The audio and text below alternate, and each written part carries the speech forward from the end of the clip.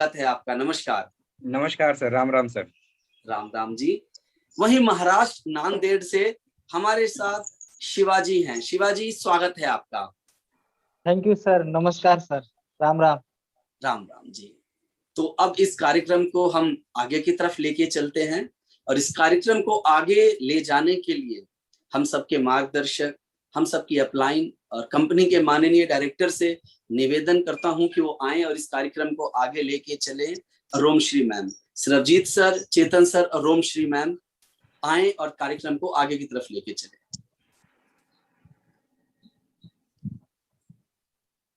आप सभी को मेरा प्यार भरा नमस्कार। नमस्कार सर। राम राम सर। राम राम। राम राम आलोक, राम राम शिवाजी, राम राम जनार्दन बाबू, राम श्री जी आपको भी नमस्कार। और वो सभी साथी जो इस समय हम सब लोगों को YouTube पर देख रहे हैं, उन सबको भी मेरा प्यार भरा नमस्कार। जैसा कि कुछ ने बताया कि आज हमारे इस कार्यक्रम का 31वां दिन है दोस्तों, यानी हमने ऑलमोस्ट इस प्रोग्राम में 1 महीना अपना पूरा कर लिया। और मेरे डायरेक्ट सेलिंग के इतिहास में ये पहला ऐसा कार्यक्रम है जो लगातार 1 महीने से ज़्यादा चला है। ये महत्व 40 दिन का मैंने पहले दिन एक्सप्लेन किया था आप सबको कि किसी भी आदत को छोड़ने में लगभग आपको 20 दिन का समय चाहिए होता है, और नई आदत को बनाने में भी करीब करीब 20 से 21 दिन का समय आपको चाहिए।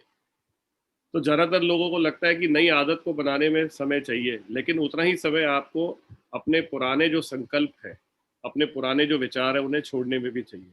और इसमें बहुत बड़ा योगदान रोमश्री जी का है, जिन्होंने थीटा के माध्यम से हम सब लोगों को क्रिएटर के साथ कनेक्ट किया है, उस असीम शक्ति के साथ कनेक्ट किया है, जहां पर जाकर हम सब लोगों ने अपना नया जीवन मैनिफेस्ट किया है। हम सब के पास ताकत है ये निर्माण करने की कि हम जीवन में क्या चाहते हैं, और हम रोज निर्माण कर रहे हैं।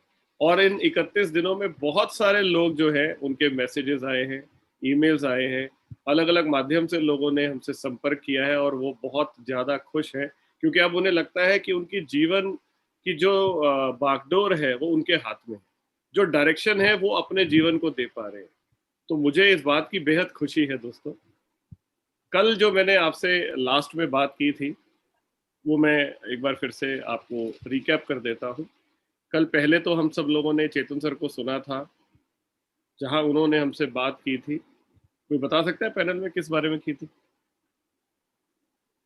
कुछ आपको आइडिया हो? जी सर, हेडिंग था सत्संग, जिसके अंदर सर ने हमेशा स्वधर्म की बात कही थी। उसके अंदर बहुत खूब, बहुत खूब। उससे एक दिन पहले धर्म संकट के बारे में बताए थे।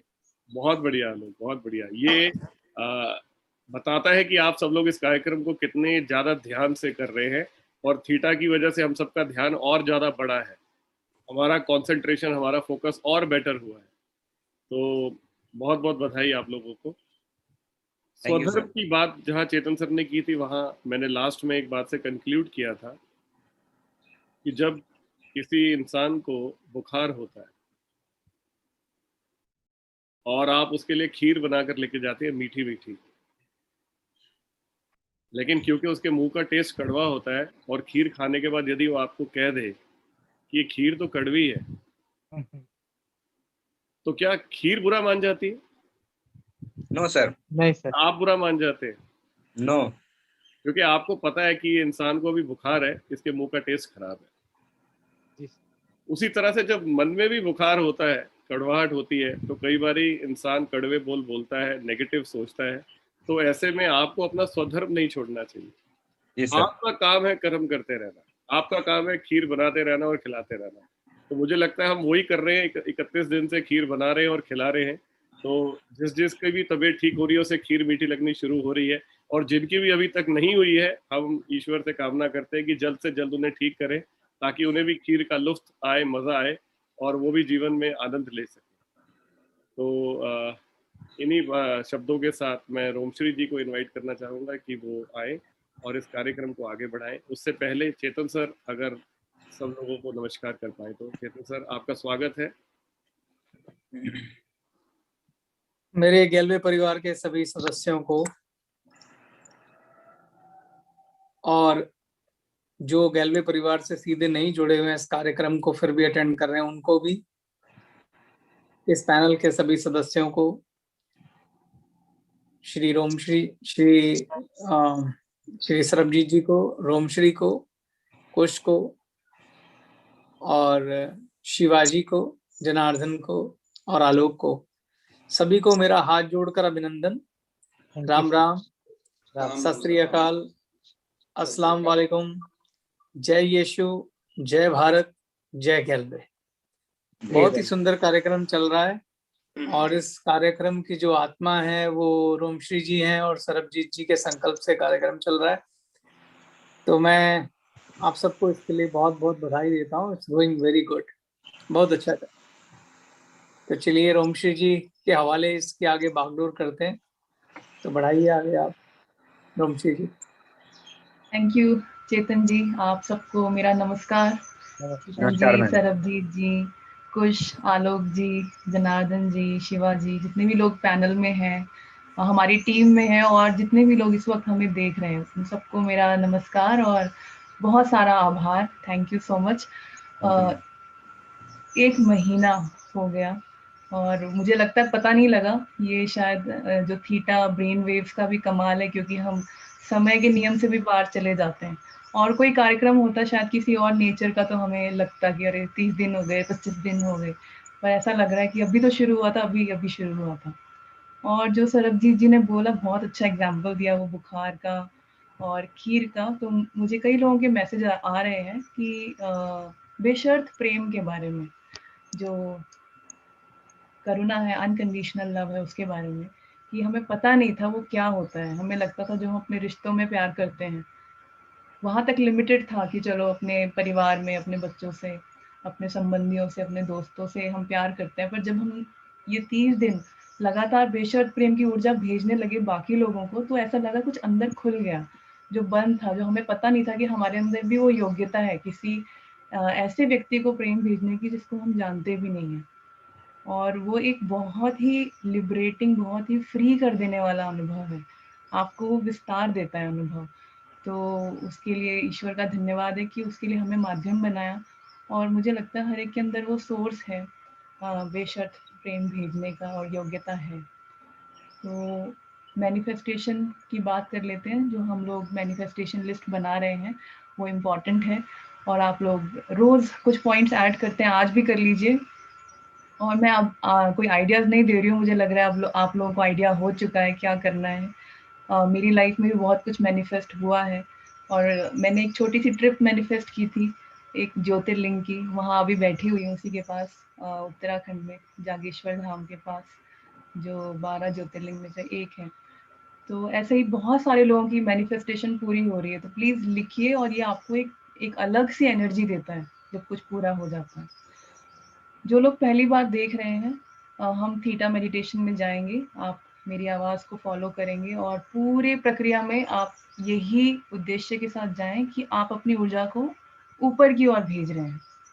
उससे आपका मस्तिष्क थीटा ब्रेन वेव जल्दी पैदा करेगा और आप जो विचार पैदा करेंगे वो वास्तविकता में बदलने के जो चांसेस हैं वो ज़्यादा बढ़ जाएंगे, क्योंकि वहाँ फिर विचारों का क्लाउड, विचारों के बादल छट जाते हैं और आप बहुत ज़्यादा शक्तिशाली हो जाते हैं ईश्वर के साथ।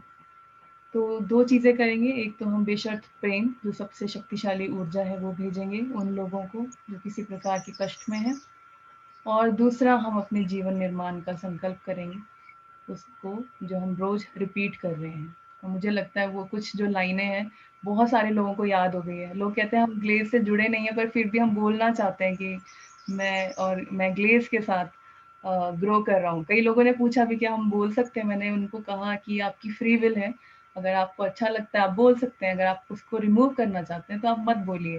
पर ज़्यादातर सभी लोगों ने ये कहा कि हमें अच्छा लग रहा है वो बोलना, हम बोलना चाहते हैं। तो जैसा आपको अच्छा लगे आप बोल सकते हैं। तो चले कर ले मेडिटेशन। जी मैम। चलिए, तो आंखें जी बंद, मैम। रीढ़ की हड्डी सीधी। जो लोग बैठ नहीं सकते वो लेट कर भी कर सकते हैं। जब आप आंखें बंद करें तो अपने मन से कहें कि अंतर्मुखी हो जाए, अंदर की ओर ऊर्जाओं को ले आए। और मैं इसके शुरू करने से पहले एक बात कहना चाहता था, छोटी सी। बिल्कुल रोमशी जी ने कहा है कि जो लोग बैठ के नहीं कर सकते वो लेट के भी कर सकते हैं, पर वही लोग लेट के करें जो वाकई में बैठ नहीं सकते। जी हाँ, क्योंकि ये मत सोचिएगा कि लेटना जो है वो इसको इजीली रिप्लेस करता है, क्योंकि लेटने से जो तमोगुण है उसकी वृद्धि होती है और नींद आती है। जी चलने से भी रजोगुण की वृद्धि होती है। तो जो हाईएस्ट स्टेज है वो यही है कि बैठ के आप रीढ़ की हड्डी सीधी रखिए। अगर आपसे नहीं बैठा जा रहा तो दीवार का टेक लगा लीजिए, पर कोशिश करिए रीढ़ की हड्डी सीधी रहे आपकी। और अगर बिल्कुल नहीं हो पा रहा है तभी लेट के करिए, तो उससे आपको जल्दी रिजल्ट मिलेंगे। Please Romshi ji continue. आपने तो वही लोग लेटे हैं जिनको सचमुच तबीयत खराब है, बैठ ही नहीं सकते, क्योंकि जब आप लेट कर करते हैं तो ऊर्जा पहले आप ऐसे जाती है और फिर ऐसे जाती है। जब आप बैठ के करते हैं तो सीधा ऊपर की ओर जाती है और जल्दी और ज्यादा इफेक्टिव होता है। तो आंखें बंद कर लीजिए और उस शक्ति से प्रार्थना जिसमें भी आपका यकीन है कि इस पूरी प्रक्रिया में मुझे ऊर्जा दें, मेरा मार्गदर्शन करें,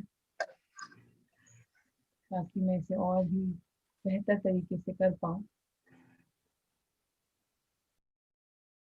और 3 गहरी सांसें, नाक से अंदर और मुंह से बाहर, सारी पॉजिटिव ऊर्जाएं अंदर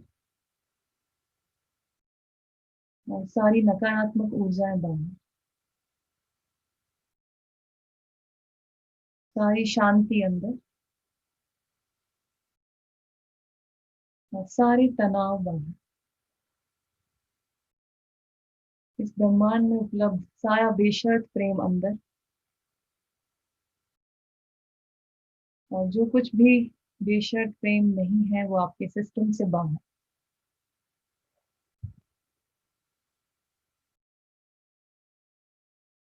धीरे धीरे सामान्य सांसों की ओर लौट जाए, नाक से ही अंदर और नाक से ही बाहर।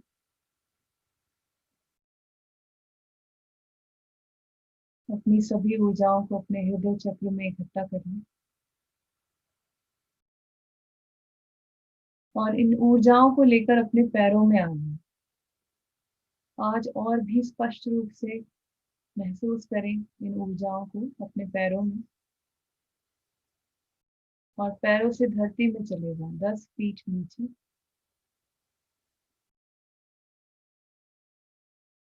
वहां से पॉजिटिव ऊर्जाएं इकट्ठा करें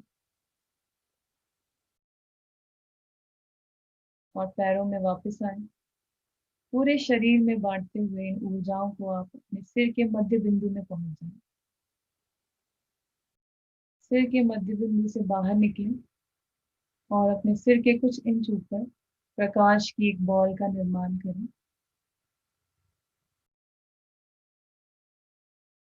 थोड़ा रुककर इसके रंग को महसूस करें। इस बॉल के अंदर आप हैं और ये आपको लेकर ऊपर की ओर उठ जाएगी।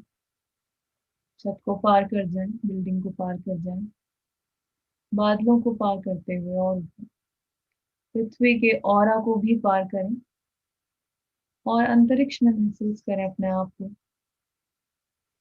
विशाल ग्रह, नक्षत्र, आकाश गंगाएं, layers and layers of light, बहुत सारे रंगों की रोशनियां, इन सबको पार करते हुए और ऊपर खींचे अपने होश को और ऊपर। एक एक रंग की रोशनी को पार करते हुए, 2 रंगों की रोशनियों के बीच के गैप को भी पार करते हुए और ऊपर चले जाए अंतरिक्ष में, और आप पहुंचते हैं अंतरिक्ष के अंतिम बिंदु पर और इसे भी पार कर जाए और अब आप पहुंचते हैं सुनहरे प्रकाश में, गोल्डन लाइट में, अंतरिक्ष से भी उच्चतम ऊर्जाओं का तल, जिनमें भी आपका यकीन है, नोन या अननोन, देवी देवता, पीर, पैगंबर, संत, महात्मा या कोई भी उच्च ऊर्जा जो कल्याणकारी है और प्रेमपूर्ण है, उनको महसूस करें और ऊपर चले जाएं। और ऊपर खींचे अपने आप को। जितना सहज रूप से अपने आप को ऊपर लेकर जाएंगे उतना ही और आसान हो जाएगा। जली के पदार्थ में, जली की लेयर में प्रवेश करें और प्रकाश की बॉल यहाँ घुल जाएगी, मेल्ट हो जाएगी और आप आराम से तैरते हुए ऊर्जा के रूप में ऊपर की ओर निकल आए, नियमों के तल पर। इस ब्रह्मांड के विधान, नियम, जैसे आकार का नियम, ऊर्जा का नियम, समय का नियम, स्थान का नियम, कर्मा का नियम, सभी नियम यहाँ पर हैं, जिनकी कल्पना आप अलग अलग आकारों के रूप में कर सकते हैं। और ऊपर खींचे अपनी ऊर्जाओं को, जितना ऊपर खींच सकते हैं उतना ऊपर लेकर जाए, और ऊपर और ऊपर और आप पहुंचते हैं सबसे उच्चतम नियम पर, highest law, law of compassion, करुणा का नियम, जिसकी कल्पना आप गुलाबी रोशनी के रूप में करते हैं, पिंक लाइट। इसमें प्रवेश करें और इस रोशनी को अपने अंदर इनहेल करें, सांसों के माध्यम से अपने अंदर भर लें। और ये करुणा की एटम्स, करुणा की ऊर्जा जितना आपके अंदर जाएगी उतना ही हर प्रकार के तनाव को पिघला देगी, रिलीज कर देगी। तो जितना हो सके इस ऊर्जा को अपने अंदर भरें और ये ऊर्जा आपको ऊपर की ओर धकेल देगी, उस द्वार की ओर जो क्रिएटर के तल पर खुलता है। पहले अपना सिर और फिर बाकी का शरीर प्रवेश करें। इस तल पर कोई आकार नहीं है, सिर्फ सफेद रोशनी है। यदि फिर भी कोई आकार महसूस हो या कोई और विचार आए तो और ऊपर की ओर जाए, इस बार और ऊपर। ये अनंत ऊर्जा है, अनंत प्रकाश है, जिसका कोई अंत नहीं है। इस बार आप ईश्वर से कह सकते हैं कि मुझे और ऊपर लेकर जाए। इस प्रकाश में जितना ऊपर आप जाएंगे, आपके ब्रेन में, आपके मस्तिष्क में उतना ही प्योर थीटा स्टेट क्रिएट हो जाएगी। इसलिए जितना हो सके ऊपर की ओर जाए। इस ऊर्जा को आप कोई भी नाम दे सकते हैं, ईश्वर, क्रिएटर, गॉड, अल्लाह या ब्रह्मांड की ऊर्जा, रचनात्मक ऊर्जा, क्रिएटिव फोर्स, जिससे एक एक एटम बना है, एक एक अणु बना है। उस ऊर्जा में आप ऊपर की ओर चले जाएं, प्योर थीटा स्टेट में, और यहाँ इस ऊर्जा में एक हो जाए। एक एक अणु आपका अलग अलग हो जाए, जैसे चीनी दूध में घुल जाती है और नदी सागर में मिल जाती है, ऐसे एक हो जाए। Feel the oneness with creator, ईश्वर के साथ एक होने के इस अनुभव को महसूस करें। और यहाँ हम कमांड क्रिएट करेंगे उन लोगों के लिए जो हमारे जीवन से जुड़े हैं, शरीर में है या शरीर में नहीं है, या किसी भी प्रकार के कष्ट से गुजर रहे हैं। तो आप मेरे साथ मानसिक रूप से दोहराएं अपने मन में ही, ईश्वर, मैं और आप एक हैं, कोई अलगाव नहीं है। ईश्वर, ये आदेश है या ये प्रार्थना है, जितने भी लोग मेरे जीवन से प्रत्यक्ष या अप्रत्यक्ष रूप से जुड़े हैं, शरीर में है या शरीर में नहीं है, किसी भी प्रकार की कष्ट से गुजर रहे हैं, उन सबको बेशर्त प्रेम की ऊर्जा भेज दें, सबसे उच्चतम और सबसे बेहतर तरीके से। धन्यवाद क्रिएटर, ये हो गया, ये हो गया, ये हो गया, मुझे दिखाएं। कल्पना करें एक विशाल प्रकाश की बॉल की, जो प्रतीक है आपके जीवन का। इसमें आप प्रवेश करें और दृष्टा हो जाए, साक्षी भाव में आ जाए, विटनेस, देखने वाला। इस बॉल में आप स्वयं भी हैं, आपका परिवार भी है, मित्र, संबंधी, आपका स्टाफ, आपकी टीम्स, आपके घर, आपकी चीजें, या वो सभी लोग जिन तक आज आपके माध्यम से ऊर्जा पहुंचनी है। ईश्वर से लगातार पूछ सकते हैं कौन कौन है, मुझे दिखाएं, बताएं किसके अंदर ये ऊर्जा भर रही है। कुछ समय के लिए आप मेरी आवाज नहीं सुनेंगे, मगर इस प्रक्रिया को आप पूर्ण रूप से महसूस करेंगे, जो सबसे अधिक महत्वपूर्ण है।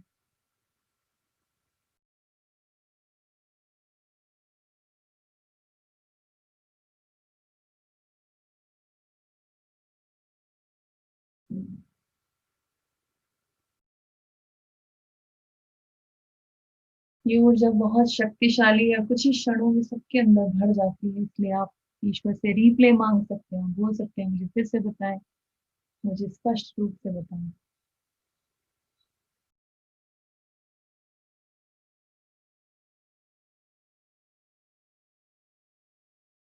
वो लोग जिनको अधिक आवश्यकता है उनके अंदर अधिक रुकें और प्रकाश को भरता हुआ विटनेस करें, देखें, महसूस करें।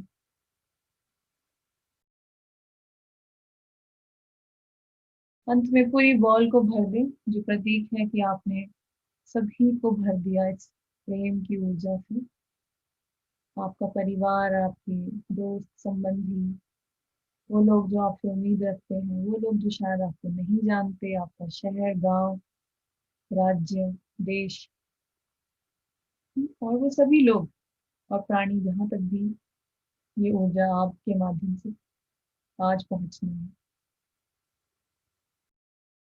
पूरी बॉल को भर दें और फिर आराम से बाहर निकल आए, ईश्वर के तल पर वापस आ जाएं। ईश्वर का धन्यवाद दें इस प्रक्रिया के लिए। अपने आप को शुद्ध करें ईश्वर के प्रकाश में। ये एक बहुत अच्छा अनुभव है जब आप अपने आप को वहां शुद्ध करते हैं, जैसे आप स्नान करते हैं उस प्रकाश की ऊर्जा में।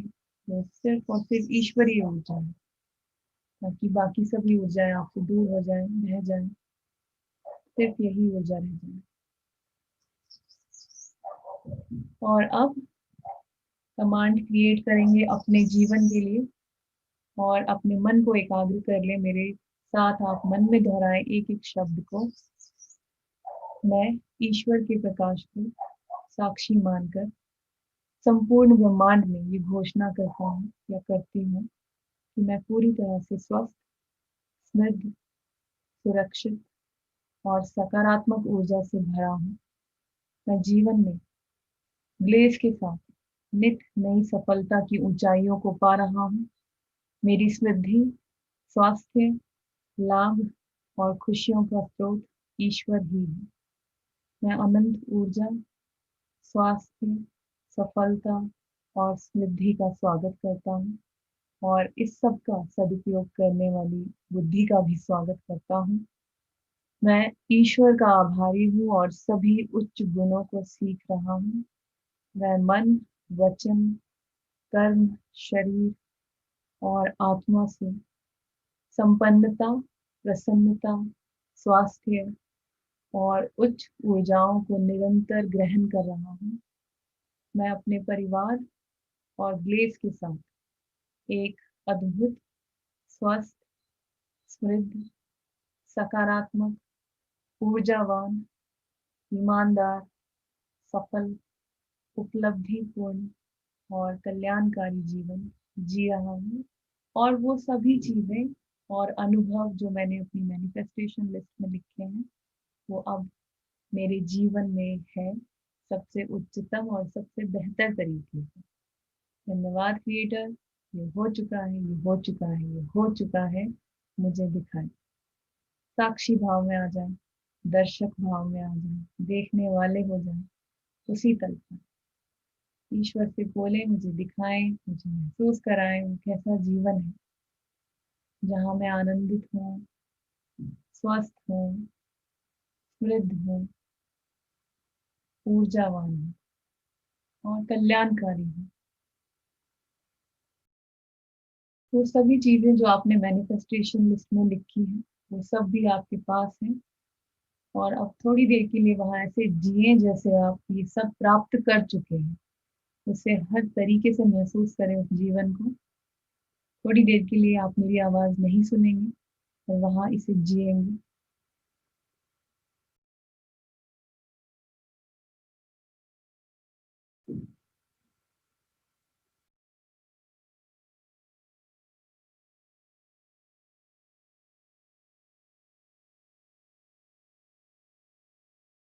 मानो आप वो सभी चीजें और अनुभव प्राप्त कर चुके हैं, मिल चुका है। उसके बाद आप क्या कर रहे हैं, कैसा जीवन जी रहे हैं, उसको महसूस कीजिए स्पष्ट रूप से। अगर कुछ स्पष्ट ना हो तो ईश्वर से कह सकते हैं, मुझे और स्पष्ट बताएं। और अब उसी तल पर ईश्वर से कहें कि उस जीवन में मेरी और क्या संभावनाएं हैं वो भी मुझे रिवील करें, मुझे बताएं। तो आप 3 अपनी महत्वपूर्ण उपलब्धियां पूछें जो कि आपकी संभावनाएं हैं, और ईश्वर से कहें जीवन में मेरी सबसे महत्वपूर्ण पहली उपलब्धि क्या है। अपने मन को और पुश करें और आगे की ओर चले जाएं। आप अनंत हैं, आप आगे और बढ़ सकते हैं। और उस दृश्य में पहुंचे जहां वो पहली उपलब्धि है।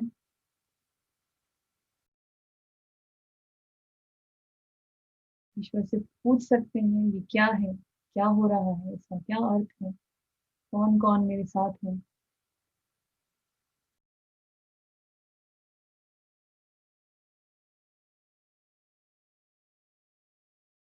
जो कुछ भी आप महसूस कर रहे हैं उसे स्वीकार करें, उस पर विश्वास करें।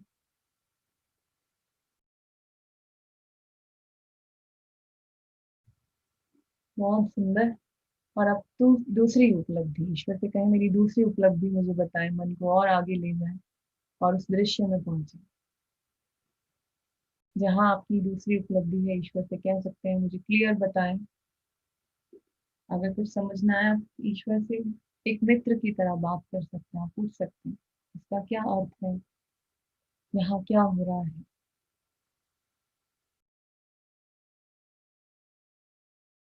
मुझे और क्लियर करें।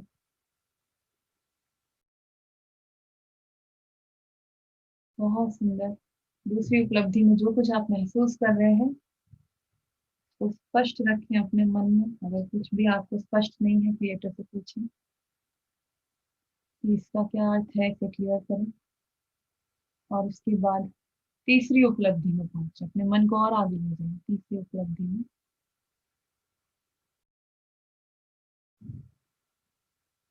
तीसरी उपलब्धि में जो कुछ भी आपको महसूस हो रहा है उसे और स्पष्ट करें। ईश्वर से कहें और क्लियर करें यहाँ क्या हो रहा है, कौन कौन मेरे साथ है, मैं कहाँ हूँ।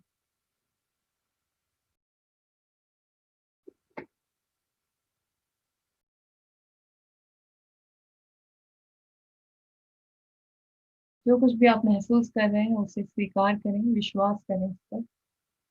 इन तीनों उपलब्धियों के मेंटल नोट बना लें ताकि आप याद रखें, अपने मन में ही रिकॉर्ड कर लें। ईश्वर का इन सभी ऊर्जाओं के लिए धन्यवाद दें, उन सभी लोगों का जिनके साथ मिलकर आप ये सब रचेंगे। और अपना भी धन्यवाद क्योंकि आपने इस दिशा में कार्य किया है और करेंगे। इन सभी ऊर्जाओं को इकट्ठा करके अपने मस्तिष्क के मध्य बिंदु से प्रवेश करें। अपने मस्तिष्क में लाइट स्विच ऑन करें और महसूस करें कि आपके पूरे शरीर में ये प्रकाश भर रहा है। आपके पूरे मस्तिष्क तंत्र में, श्वसन तंत्र में, पाचन तंत्र में, शरीर के एक एक सेल में ब्लड के साथ ये प्रकाश बह रहा है। पूरी तरह से शरीर में भर दें और ये भी महसूस करें कि शरीर कैसे इसे रिसीव कर रहा है, कितना रिसेप्टिव है, कितना तैयार है इन ऊर्जाओं को स्वीकार करने के लिए। पैरों में पहुंच जाएं, पैरों से फिर से धरती माँ के अंदर जाएं। धरती में जो कुछ भी है उसे महसूस करते हुए 10 फीट नीचे चले जाएं। मैं आपको धरती माँ से जोड़ें, कनेक्ट करें, उनका धन्यवाद दें इस अवसर के लिए, इस तोहफे के लिए जो कि जीवन है। वहां से पॉजिटिव हो जाए, फिर से कलेक्ट करें, अपने पैरों में आए, फिर से पूरे शरीर में बांटते हुए अपने सिर के मध्य बिंदु में पहुंचे। और इस बार जब आप सिर के मध्य बिंदु से निकलेंगे आप अपने ऑरा में इस प्रकाश को भरेंगे। तो अपने ऑरा में भर दें इस प्रकाश को और एक विचार करें, भाव करें कि मेरा ऑरा प्रोटेक्टिव है, सुरक्षित है, स्वस्थ है और सकारात्मक ऊर्जा से भरा है। कोई भी ऊर्जा यदि इसे छुएगी तो वो भी पॉजिटिव ऊर्जा में ही बदल जाएगी। उन सभी दृश्य और अदृश्य शक्तियों का धन्यवाद जिनकी वजह से आज हम सब यहाँ पर हैं। ईश्वर का धन्यवाद, थैंक यू क्रिएटर।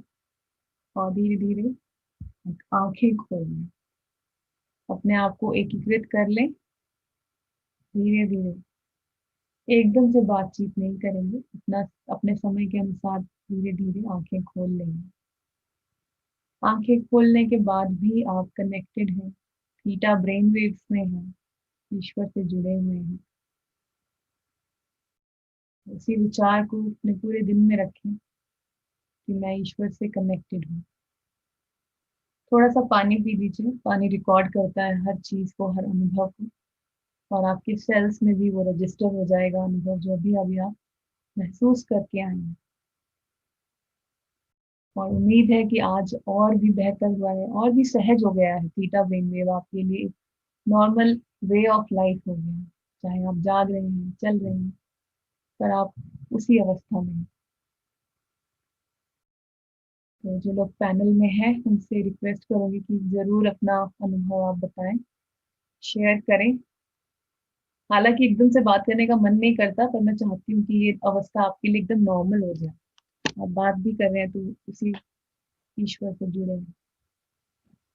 आलोक जी बताएंगे। हाँ जी आलोक जी।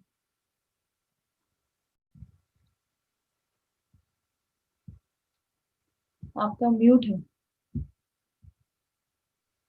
ओ,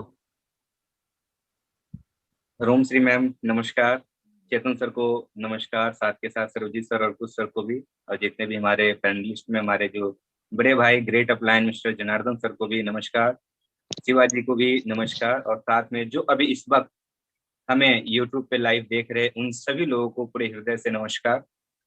आज जो मैंने सबसे पहले दो बातें मैं बताना चाहूंगा, एक तो 3 उपलब्धि, और दूसरा अभी तक जो जितने दिन से ये सेशन ले रहा हूँ उसका अनुभव। तो मैं सबसे पहले अपने 3 उपलब्धि बताता हूँ। मुझे आज बड़ी खुशी हुई कि एक टाइम था जब दिल्ली के अंदर में लीडर मीट हो रही थी, उसमें अपने एसीपी के प्रोग्राम हो रहे थे, साथ के साथ उसमें रोम श्री मैम के साथ हमारे जो डायरेक्टर हैं और हमारे ग्रेट अपलाइन मिस्टर कुछ सर के द्वारा जो है हमें वहां पे जो कि जैसे सम्मान दिया जा रहा है स्टेज के ऊपर में एक साथ दोनों को। और मुझे स्पेशल जो है उस दिन मुझे सरबजीत सर ने गिफ्ट भी किए थे, वो ग्रीन कलर के मोदी जैकेट था जो आज भी वो हमारे पास है। और दूसरा उसी से रिलेटेड है कि रोम श्री मैम के साथ हम लोगों ने रांची के अंदर में वो 55,000 लोगों के बीच में जो सब कॉन्शियस माइंड का अवचेतन मन के शक्ति का डेमो करके दिखाया गया था कि एक अवचेतन मन के शक्ति से किस तरह से एक जो असंभव कार्य है उसको किस तरह से संभव किया जा सकता है। ये जो उस पल की जो अनुभव था वो मुझे अभी अभी वो याद आया और मुझे बहुत ही अच्छा लगा कि ये मेरी लाइफ की सबसे बड़ी अचीवमेंट है। दूसरा, चेतन सर एक दिल्ली में ही सेशन किए थे और उसमें था हाउ टू अप्रोच सेशन, जिसके अंदर में चेतन सर ने 4 चीजें सिखाया था कि एक अच्छे इंसान की जो परिभाषा होती है उसमें सबसे पहला कि अगर आप के पास अगर धन है तो धन देकर लोगों की मदद कीजिए, और इसके लिए जरूरी नहीं है कि आपको धनवान होना है। आपके पास 100 रुपए है तो आप 10 रुपए देकर के भी किसी की मदद कर सकते हैं। दूसरा, अगर आपके पास ज्ञान है तो ज्ञान देके मदद कीजिए। इसके लिए जरूरी नहीं है कि आपको ज्ञानी होना जरूरी है। आपके पास जो भी काबिलियत है आप वही शेयर कीजिए। अगर आपको एरोप्लेन चलाना नहीं आता कोई बात नहीं, आपको साइकिल चलानी आती है तो बहुत सारे आपके आसपास में लोग हैं जिनको साइकिल चलाने की जरूरत है, आप उनकी मदद कीजिए साइकिल सिखाने में। तो तीसरी चीज कि अगर आप पैसा भी नहीं है और ज्ञान भी नहीं है कोई बात नहीं, आपके पास अगर शरीर है तो आप शारीरिक रूप से आप लोगों की मदद कीजिए। ऐसे लोग हैं जिनको की शारीरिक रूप से मदद की जरूरत है। और चौथी चीज, अगर शरीर भी अगर आपका काम नहीं कर रहा है तो आप है कि लोगों को सच्ची दुआ देकर आप लोगों की मदद कीजिए। तो मैं ऐसा फील करता हूं मैम, और सभी सर को बताना चाहता हूं कि मैं ये चारों कार्य जो है प्रतिदिन करने की कोशिश करता हूं, और इसमें जो आनंद मिलती है, इसमें जो खुशी मिलती है उसको मैं शब्दों में बयान नहीं कर सकता। इसके साथ साथ मेरी जो तीसरी अचीवमेंट आज का जो मैंने देखा वो देखा है कि मैं अपने माता पिता को ये कुछ सर से इंस्पायर होकर कर करके कि अपने 4 धाम 12 ज्योतिर्लिंग का दर्शन मम्मी पापा को पूरी फैमिली को कराने के लिए मैं जा रहा हूँ। और साथ के साथ है जो कि उसमें बहुत खुश हैं, जिसमें से ऑलरेडी 2 ज्योतिर्लिंग का दर्शन करा चुका हूँ और बाकी जैसे ये पेंडेमिक जो है थोड़ा रिलैक्स हो, उसके बाद फिर से शुरू करेंगे चीजों को लेकर करके। तो ये मेरे 3 अचीवमेंट रहे मैम। इसके साथ साथ मैं आज जो 31वां दिन है ये लाइफ चेंजिंग प्रोग्राम का, मैं डे फर्स्ट से ही मैं इस सेशन को ले रहा हूँ, और लगातार हर दिन जो थीटा में जाने का जो प्रोसेस है वो लगातार जितना मैम बता रही होती है उससे पहले हम वहां पे जाकर के आनंद ले रहे होते हैं, मजे ले रहे होते हैं। और जब मैम बोलती हैं कि अपना मैनिफेस्टेशन जो है जो कीजिए आप वहां पे वो देखिए और उसको है जो कीजिए आप विजुलाइज कीजिए, तो मतलब वो जो आनंद मेरा करीब 100 के आसपास में मेरा पहुंच गया है। और वो चीजें मैं वहां पे देखता हूँ तो उसमें जो फीलिंग होती है उसको जो कल्पना में जो उसको महसूस करता हूँ उसको लगता है जैसे कि मैं वो रियल में जी रहा हूँ। इसके साथ साथ जो डे फर्स्ट से जो पहले दिन सरबजीत सर इस बातों को बताया कि आपको क्या करना है, आपकी ध्यान मौजूदा हालातों में होना चाहिए या आपको जो चाहिए उस पे होना चाहिए। तो सारी परेशानियों से ध्यान हट कर फिर लगता है कि यार वो सब जो चल रहा है वो चलता रहेगा, वो प्राकृतिक का नियम है, वो चलता रहेगा, उसमें कहीं कोई दिक्कत नहीं है। हमें जो चाहिए हमें सिर्फ उस पर फोकस करने की जरूरत है, और वहां से सारा ध्यान को खींच करके जो हम चाहते हैं हम उस पर लेकर के आते तो ऐसा लगता है कि लाइफ में कोई परेशानी है ही नहीं। जैसा कि मैम आपको बहुत अच्छे से पता है कि जब मैं 10 दिन भैया के साथ हॉस्पिटल्स में था तो प्रतिदिन आपके साथ मेरी बात होती थी, सर लोग के साथ प्रतिदिन बात होती थी। सर लोग दूर से होकर करके भी ऐसा लगता था कि हम लोग के साथ में हैं, और इस सर लोग का आप लोग के दिए गए हिम्मत की वजह से ही है जो कि जे मतलब वो हमारे अंदर से डर निकल पाया था, और जो कि मैं भैया को लास्ट टाइम पे उनके साथ रहने का जो मुझे सौभाग्य प्राप्त हुआ था। तो यही चीजें जो है मुझे सबसे ज्यादा इंस्पायर किया था और सबसे ज्यादा मोटिवेट किया था, जो आपके ध्यान को लेकर के, मेडिटेशन को लेकर करके जब मैं भैया के पास जाके ये चीजें किया करता था। इसके साथ साथ जो सर लोगों ने जो बताया इस ट्रेनिंग के माध्यम से, चाहे वो धर्म संकट के बारे में बताया हो कि कभी लाइफ में ऐसा चीज आ जाता है कि एक साथ आपके पास 2-3 कामें होती है, उसमें आपको चुनना होता है कि इसमें कौन है जो कि आपको करना है और कौन नहीं करना है। तो जो ईश्वर का जो धर्म है उसे चुनना है हमें, और इसके साथ साथ जो हम काम कर रहे हैं उसे स्वधर्म मान करके काम करना है। तो मैम बताने को तो बहुत कुछ है, हमारे साथ और भी पैनलिस्ट में है तो बोलता रहूंगा तो टाइम निकल जाएगा। बहुत बहुत धन्यवाद मैम, बहुत बहुत धन्यवाद सभी हमारे आदरणीय डायरेक्टर सर को। Thank you so much, thank you. Mute है मैम।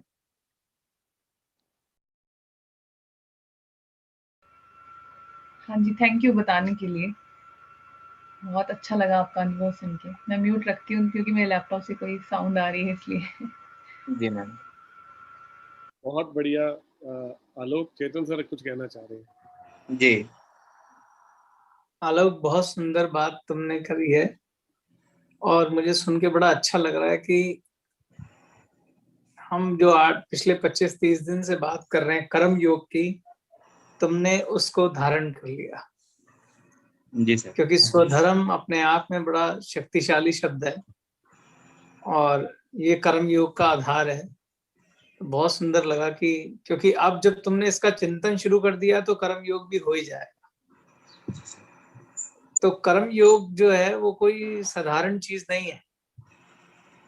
मैं अपनी बात बोलूं तो अभी मैं 0.1% भी कर्म योग को नहीं कर पा रहा हूँ। मैं कोशिश कर रहा हूँ, प्रयास कर रहा हूँ, पर पहली स्थिति है कि कर्म योग को जानना तो चाहिए।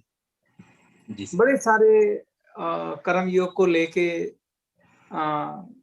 लोगों में कंफ्यूजन्स हैं। बड़े सारे लोग कर्म योग की बात करते हैं पर कर्म योग को समझते नहीं। तो कर्म योग बहुत सरल है समझना, और मुझे खुशी है कि तुमने उसको समझा है। That's good. तो आज तुमने समझ लिया है तो फिर ईश्वर से प्रार्थना है, दिल से दुआ है कि आप कर्म योगी बने। जी सर। बहुत बढ़िया। Thank you sir.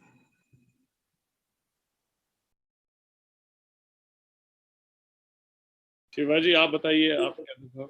Ji sir, नमस्कार। सबसे पहले रोमसी मैम को नमस्कार, चेतन सर को नमस्कार, सरबजीत सर को भी नमस्कार, कुश सर को भी नमस्कार, और पैनल में जो भी हमारे साथ है और लाइव जो भी देख रहे हैं उन सबको प्यार भरा नमस्कार। सर मतलब सबसे पहले आज मैंने जो चीज मैं भी शुरू से प्रोग्राम देखा हूँ, लेकिन सबसे पहले मैं अपनी अचीवमेंट बताता हूँ कि आज मैंने क्या क्या देखा। सबसे पहले मैंने देखा कि मेरी मतलब इतनी बड़ी टीम है और इतने में से लगभग हम विदेश चले गए और हम अपने लीडर के साथ मौज मस्ती कर रहे। करीब 500 लोग हैं वहां पर। हम मौज मस्ती सिर्फ लीडर लीडर के साथ हम मौज मस्ती कर रहे, इंजॉय कर रहे। वो फील, वो मतलब अपने आप को वो ऐसा डांस किया, ये किया, बहुत सारा एंजॉय किया, घूमे इधर उधर, बहुत अच्छा लगा। दूसरी अचीवमेंट, जिस तरह से हम लोग विदेश जाते हैं अपनी एनिवर्सरी मनाते हैं ना, उसी प्रकार एक बहुत बड़ा प्रोग्राम एनिवर्सरी का है। सारे डायरेक्टर सर स्टेज पे है, मैं भी स्टेज पे हूँ। और अभी मतलब इससे पहले बात करूँ तो अभी तक स्टेज पे 1 करोड़ रुपए का एक साल की इनकम का चेक लिया है। लेकिन जब एनिवर्सरी हो रही थी तो 1 महीने का 1 करोड़ का चेक ले रहा हूँ। और इस बार अचीवमेंट ऐसी है सर कि वो चेक आपके हाथ से, मतलब डायरेक्टर सर के हाथ से नहीं, बल्कि आपको रिक्वेस्ट कर कर मैं अपने मम्मी पापा के हाथ से वो चेक स्टेज पे ले रहा हूँ। तो सर वो मतलब ऐसी फील आ रही थी ना, मतलब ऐसा लग रहा था कि मैंने बहुत बड़ी अचीवमेंट की। मतलब एक वो शब्द नहीं उस चीज को कहने के लिए। बहुत अच्छा लगा सर, बहुत बहुत अच्छा लगा कि अपने माँ बाप के हाथ से, मम्मी पापा के हाथ से वो 1 करोड़ 1 महीने का चेक ले रहा हूँ। बहुत कमाल की चीज है। और तीसरी अचीवमेंट ये है सर कि अपने शहर में एक बहुत बड़ा, जिस तरह से रोहित सर ने घर बनाया ना, उससे भी बहुत बढ़िया घर है, महल जैसा। और लगभग घर के नीचे सर 7 गाड़ियां हैं। और जैसे आज संडे है, मंडे है, हर दिन पर एक एक गाड़ी लेकर घूम रहा हूँ सर। हर दिन में एक एक गाड़ी। बहुत मजा आया सर। मतलब संडे के लिए स्पेशल गाड़ी, मंडे के लिए स्पेशल, ट्यूसडे के लिए, अलग अलग दिन के लिए अलग अलग गाड़ियां के साथ घूम रहा हूँ। बहुत मजा आया सर। और इस प्रोग्राम की जो अचीवमेंट थी, इस प्रोग्राम से मुझे क्या फायदा सर। शुरू से मैं भी प्रोग्राम अटेंड करा हूं। बीच में 2-3 दिन प्रोग्राम छूट गया था। 2-3 दिन इसीलिए छूट गया था कि तबीयत खराब हो गई थी। लेकिन इस एसीपी के माध्यम से ये मैं इस तबीयत को कंट्रोल कर पाया, ठीक कर पाया। सबसे पहली जो मैंने इस ट्रेनिंग को अटेंड किया था, तो सबसे पहले मुझे ये फायदा हुआ कि पापा का एक्सीडेंट हो गया था, तो मैंने थीटा किया था पापा के नाम पे। तो मुझे ये महसूस हुआ कि सबसे पहले खुशी ये मिली कि मुझे फोन आ रहे थे कि आप कब आओगे कब आओगे। ये चीज हुआ। मैं नागपुर में था, मीटिंग अटेंड कर रहा था। नागपुर से निकला था तो मैं रास्ते में एक यवतमाल शहर आता है, वहाँ गौतम बुद्ध का बहुत बड़ा विहार है, जेतवन बुद्ध विहार। मैं वहां जाके थीटा किया था और इतना मतलब अच्छा लगा। और थीटा जैसे किया, वहां से बाहर निकला, गाड़ी स्टार्ट किया और गाड़ी स्टार्ट करते ही फोन आया घर से कि पापा की तबीयत ठीक है। इतना मतलब इतना फायदा होगा मुझे तुरंत, पहली बार। फिर विश्वास बढ़ा, फिर एसीपी ट्रेनिंग अटेंड किया। आज एसीपी का मास्टर ट्रेनर भी हूँ। और धीरे धीरे धीरे इसका फायदा होगा। तो मैंने अपनी ये 2 दिन 3 दिन पहले तबीयत खराब थी, तो मैंने कंट्रोल कैसे की कि मैंने थीटा किया और अपने आप को महसूस किया कि मैं स्वस्थ हूँ, ठीक हूँ, ठीक हूँ। और आज मतलब बिल्कुल ठीक हूँ। 2-3 दिन पहले बर्थडे था, तो बर्थडे के दिन मैं सोचा कि मैं कुछ करूँ अलग। तो मैंने वो चीज भी किया। मैंने मतलब वृद्धाश्रम गया था, वहां लोगों को भोजन दान दिया। बहुत मतलब खुशी मिली। और एक चीज ये है कि मैं अपने आप को और अपने माइंड को कंट्रोल कर पाता हूँ। मतलब अब मैं, कुछ दोस्त थे मेरे, हम लोग मार्केट जा रहे थे एक बर्थडे के लिए ड्रेस खरीदने के लिए। तो मैंने पहले ही तय किया था कि मुझे ये कलर चाहिए और ऐसा ड्रेस चाहिए। इस तरह से मैंने अपने आप को देखा था उस चीज कि मैं बर्थडे मना रहा हूँ और मेरी शरीर पे किस तरह से कपड़े होने हैं। तो मैं दुकान पर गया और वो सब चीज उससे बताया। और वो लगभग सर, लोग कपड़ा खरीदने के लिए जाते हैं ना, तो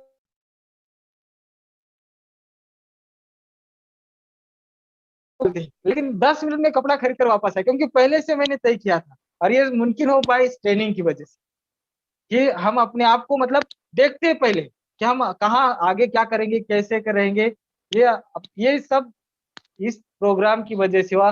thank you so much sir, आप सभी का आपने ये प्रोग्राम लाया, और मेरी तरफ बहुत सारे न जाने कितने लोग हैं जो कि कामयाब बने हैं और इस प्रोग्राम का फायदा उठा रहे।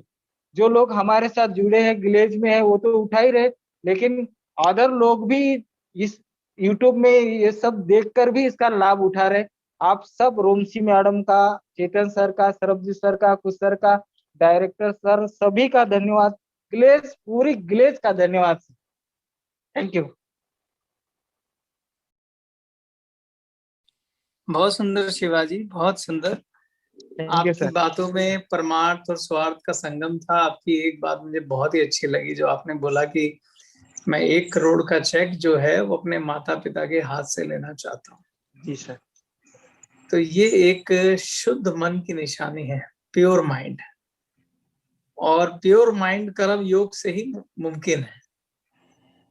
तो आपने दोनों चीजों को साथ रखा, तो जरूर आप कर्मयोगी भी बनेंगे और शुद्ध मन भी आएगा। जब ये दोनों का संगम होता है तो ज्ञान भी प्राप्त होता है, तो आप जीवन में बहुत खुश रहेंगे।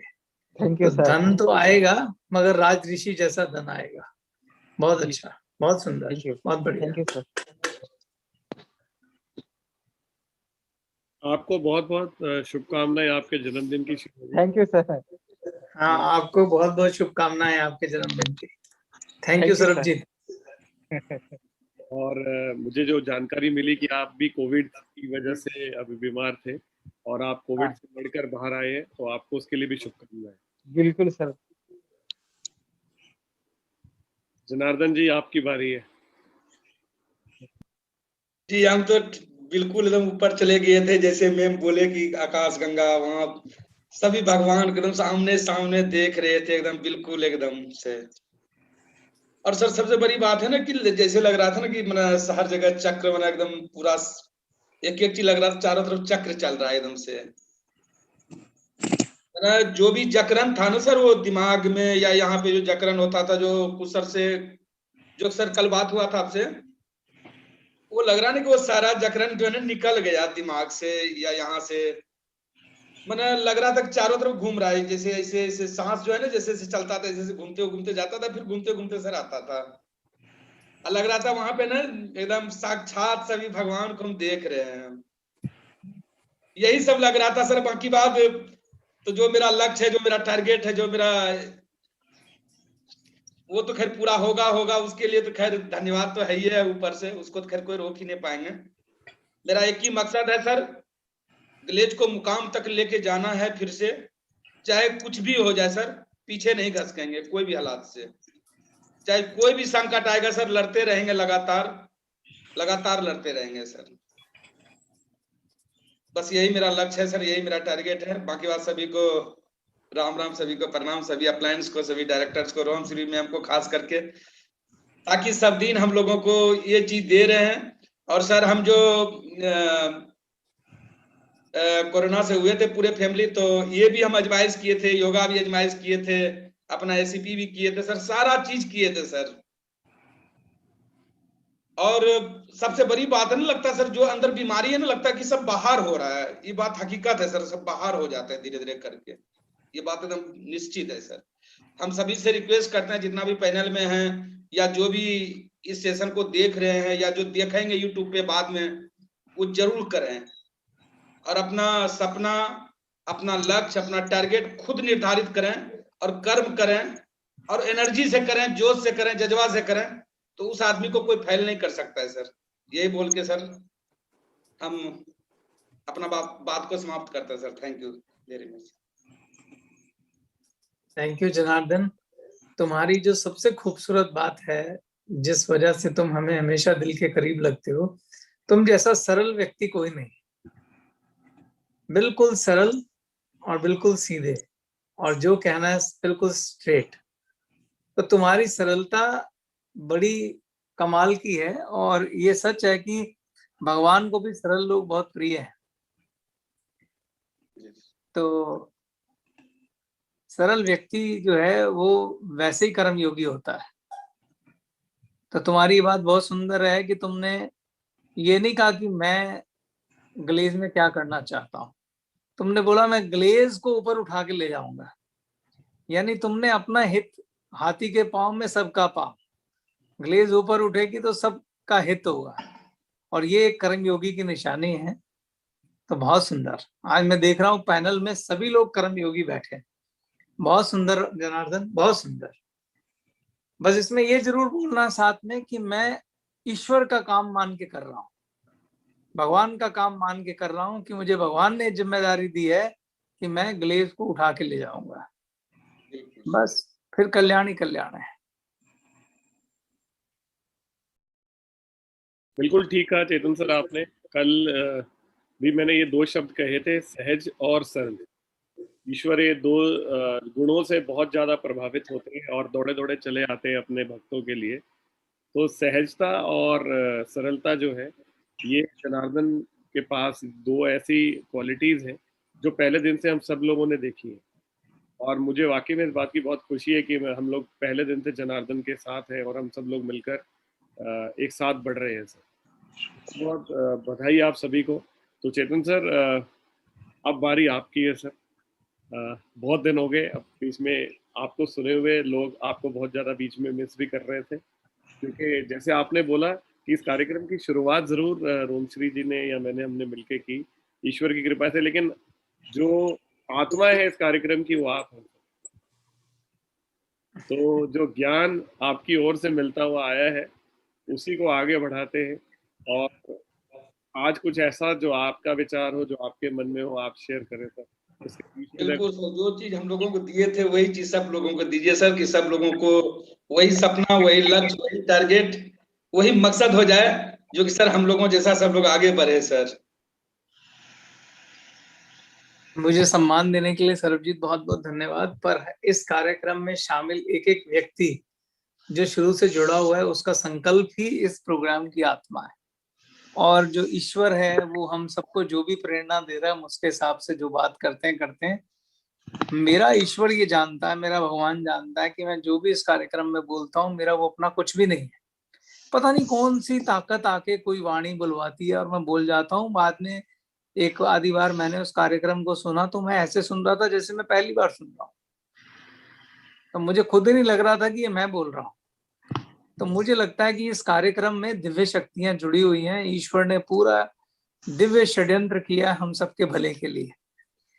तो रोमश्री जी हैं, सरबजीत जी हैं, बड़ा खूबसूरत षड्यंत्र हो रखा है इस समय। ग्लेज को एक एक योद्धा तैयार हो रहा है, एक एक कर्म योगी तैयार हो रहा है। सरबजीत जी ने बात बोली कि आज कुछ मैं ही बोल दूं तो 3-3 कर्म योगी हैं, तो मुझे लगता है ये एक सबसे महत्वपूर्ण सब्जेक्ट है कर्म योग।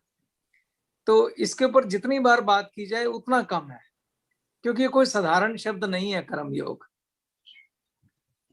जो कर्म योगी होगा उसी का मन शुद्ध होगा, और शुद्ध मन के साथ जब भक्ति, जब तप, ध्यान किया जाता है तो उससे मन की एकाग्रता हासिल होती है।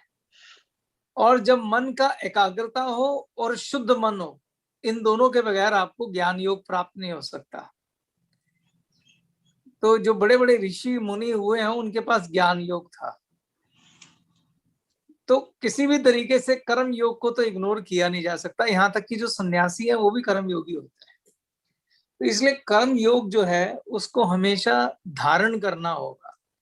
आसान नहीं होता, लेकिन मुश्किल भी नहीं है। It's a matter of practice. हम सब कर्म योगी हैं, हर पल हर वक्त कर्म करते हैं। मैंने आपको बोला था कर्म दो तरह के। एक कर्म है जो आप प्रारब्ध, कोई घटना आपके सामने लाता है तो उसके अधीन होके काम करते हैं। एक होते हैं जो आप नवीन कर्म करते हैं, नए कर्म करते हैं। ठीक।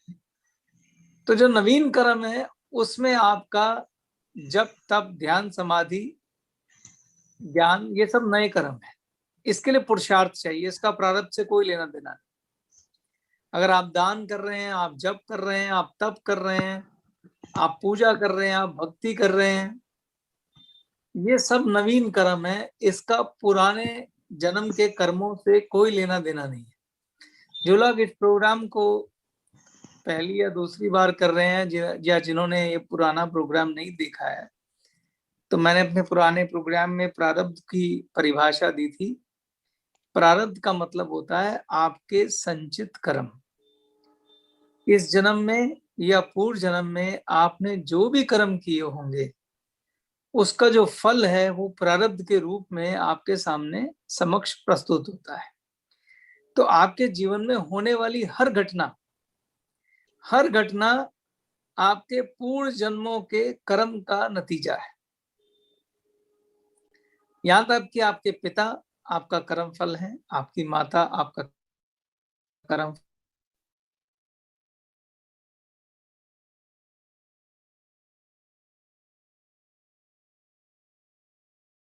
बिजनेस, आपकी दौलत, आपका सक्सेस, आपका फेलियर, आपकी बीमारी, सब कुछ कर्म फल है। आपके जीवन में होने वाली एक एक घटना आपके प्रारब्ध से प्रस्तुत होती है आपके सामने। तो ये सब आपके कर्म फल है। ठीक, आज जो आप कर्म करेंगे उसका कर्म फल भविष्य में मिलेगा। वो 1 घंटे बाद मिल सकता है, 1 महीने बाद मिल सकता है, 1 साल बाद मिल सकता है, अगले जन्म में मिल सकता है। तो कर्म योग को समझने के लिए पहले हमें प्रारब्ध को समझना बहुत जरूरी है। मैं दोबारा सब कुछ बोल रहा हूं, पर ये इतना खूबसूरत और गहरा सब्जेक्ट है जिसपे कई दिन बोला जा सकता है और हर बार आपको लगेगा कुछ नया हो रहा है। और इसके बगैर अगर आप कर्म योग को समझे बगैर आप जीवन जीते हैं तो हैप्पीनेस तो नहीं आ सकती, जो स्थिर खुशियां हैं वो नहीं आ सकती। तो कर्म योग को समझने के लिए हमें ये समझना पड़ेगा कि आपके जीवन में जो घटना है, जो घटना घट रही है, वो आपके पूर्व जन्म के कर्मों का फल है। और आप उसके ऊपर कैसे रिएक्ट करते हैं, किस तरीके से उस घटना को डील करते हैं, वो आपके नए कर्म बनाता है, जो आपका भविष्य में जो आपका प्रारब्ध बन जाएगा, क्योंकि वो आपके संचित कर्म हो जाएंगे। मैंने आपको बोला था 2 तरह के कर्म होते हैं। एक घटना तो वो है जो प्रारब्ध ने ला के आपके सामने खड़ी कर दी है और आपसे मानो ईश्वर पूछ रहा है कि अब तू इसको कैसे डील करेगा, ये जो घटना आई है। जैसे अभी आलोक ने बोला कि हमारे राजू भाई चले गए, ये घटना है, ये भी प्रारब्ध के अधीन ही है। सबका समय निश्चित है, मगर ये देखना होगा कि हमें इसे डील कैसे करना है। अर्जुन के सामने महाभारत का युद्ध खड़ा हो गया, प्रारब्ध के अधीन था, प्रारब्ध ने खड़ा किया था। अब देखना यह था कि अर्जुन उसको कैसे डील करेगा,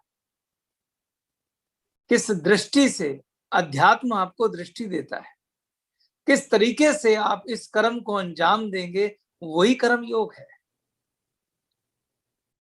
किस तरीके से हमें किसी कर्म को अंजाम देना चाहिए, वो कर्म योग है।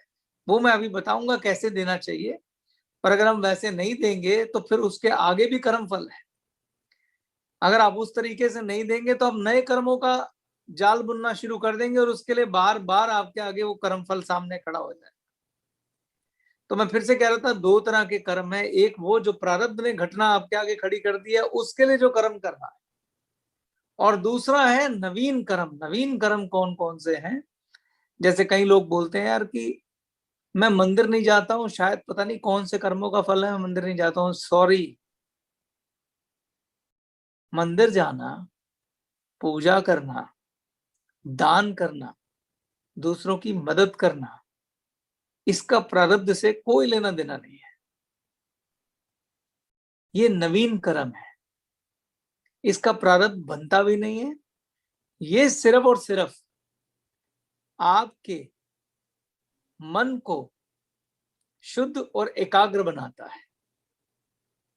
तो इसीलिए जब आप दान करते हैं, जब आप पूजा करते हैं, जप करते हैं, तप करते हैं, ध्यान करते हैं, समाधि करते हैं, तो इस सब का लक्ष्य होता है चंचल मन को साधने का, क्योंकि सारे मन ही है जो आपको ईश्वर से जोड़ देगा, मन ही है जो आपको बिखेर के रख देगा। तो उसी के लिए सारे जतन हो रहे हैं। तो अब कर्म योग को एक बार समझते हैं कि कर्म योग क्या होता है। प्रारब्ध ने आपके सामने एक घटना खड़ी कर दी है लाके, आपको कर्म तो करना ही पड़ेगा, क्योंकि कुछ स्थिति बनी है, परिस्थिति बनी है, तो कुछ ना कुछ करना पड़ेगा। सवाल है कि कैसे करना होगा। तो पहले तो आप ये मान लीजिए कि जो भी परिस्थिति है उसमें आपको एक रोल मिला है। एक परिस्थिति है जिसमें आपको पिता की तरह एक्ट करना है, एक परिस्थिति होगी जहां आपको पुत्र की तरह एक्ट करना है, एक परिस्थिति होगी जहां आपको माता की तरह एक्ट करना है, कभी भाई की तरह, कभी बहन की तरह, कभी मित्र की तरह, कभी साथी की तरह। और अगर आपका कोई प्रोफेशन है, अगर आप अध्यापक हैं तो अध्यापक की तरह, अगर आप बॉर्डर पे सैनिक हैं तो सैनिक की तरह। तो जब आपने जन्म लिया है और आपके प्रारब्ध ने आपके बहुत सारे रोल तय कर दिए, आपके प्रारब्ध ने आपके बहुत सारे रोल तय कर दिए हैं। कहीं आप पिता हैं, कहीं पुत्र हैं, कहीं टीचर हैं, कहीं अध्यापक हैं, हर एक का अलग अलग रोल है। जो ग्लेज में डिस्ट्रीब्यूटर हैं, आपको व्यापार धर्म मिला है। तो जो भी रोल मिले हैं आपको, उन रोल को आइडियली किस तरीके से करना चाहिए, उसके लिए ईश्वर ने धर्म की स्थापना की है। धर्म की स्थापना का मतलब है लॉ, नियम। जैसे अग्नि का जो धर्म है वो जलाना है, इसकी स्थापना ईश्वर ने कर दी है। कभी अग्नि बुझाएगी नहीं, जलाएगी। कभी भी अग्नि शीतलता प्रदान नहीं करेगी, चाहे आप किसी भी धर्म के हो, किसी भी रिलीजन से हो।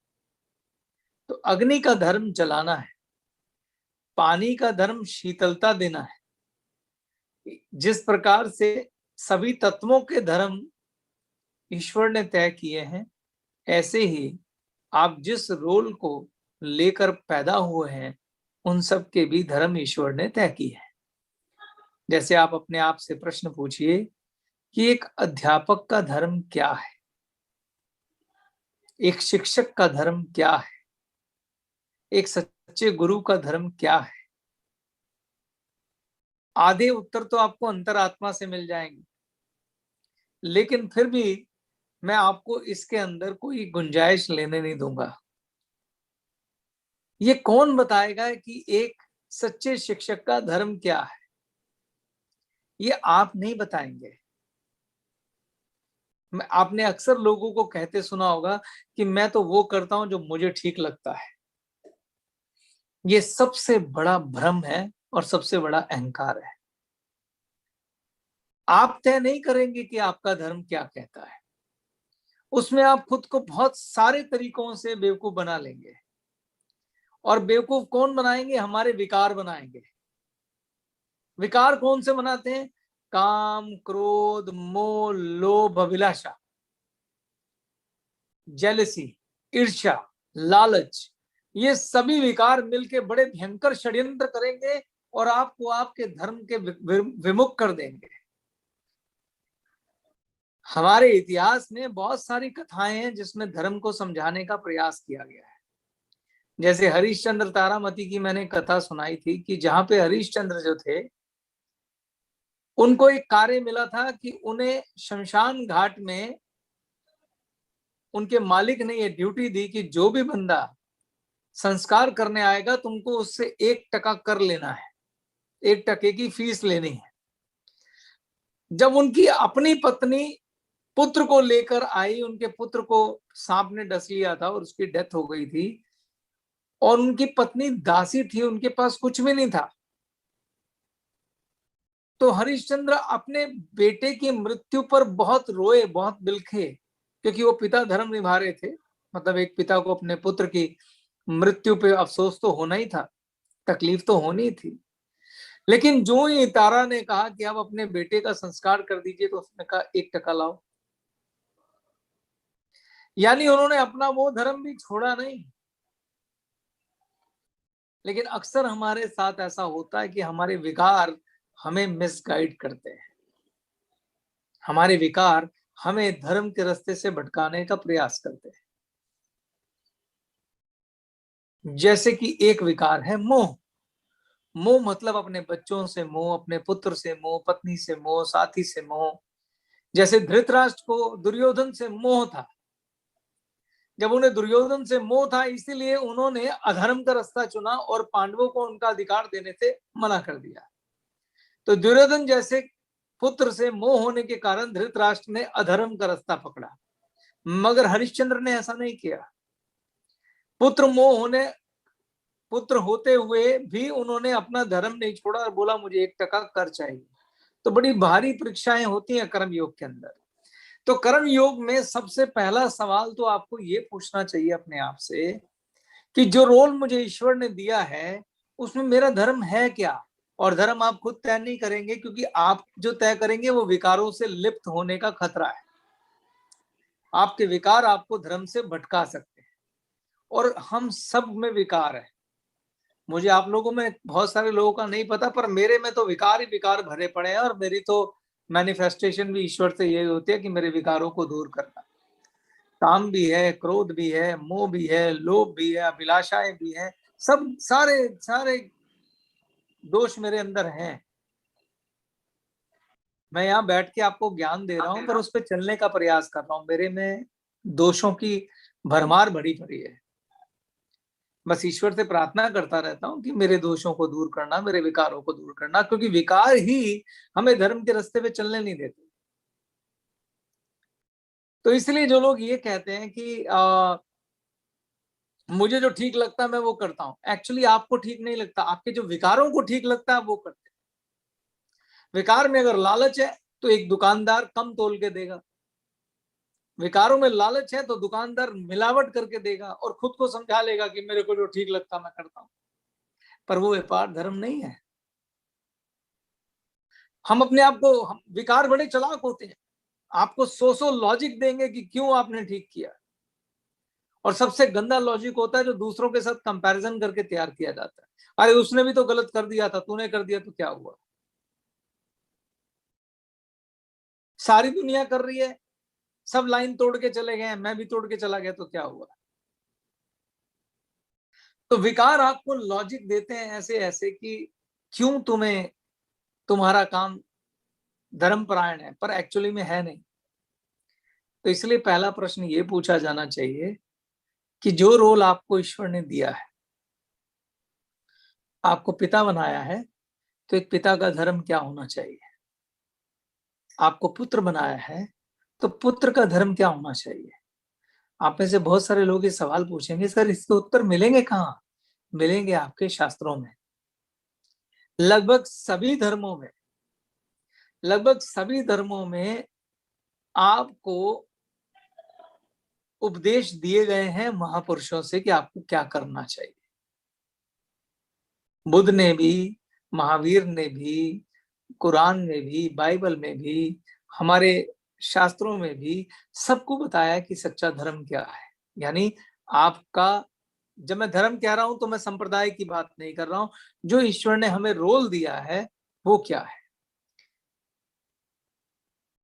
तो जैसे भाई का धर्म हमारे यहाँ तो कहानियों में भी बहुत अच्छे से समझाया गया है। भाई का धर्म समझना है तो लक्ष्मण से समझिए, भाई का धर्म समझना है तो भरत से समझिए, पुत्र का धर्म समझना है तो राम से समझिए।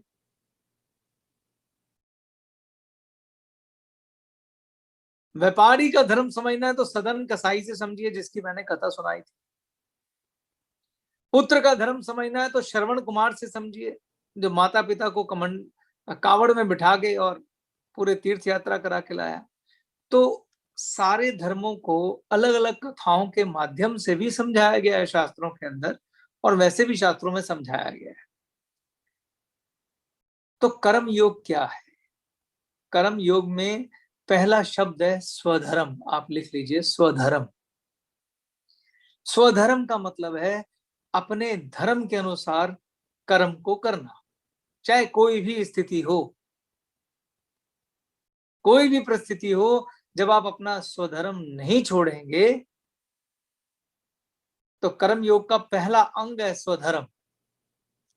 हालांकि मैंने अपने एक उसके अंदर धर्म संकट भी समझाया था कि ऐसी स्थितियां पैदा हो जाती हैं जब अपना स्वधर्म निभाना हो तो आपको दो धर्मों का टकराव हो जाता है, दो धर्म का टकराव।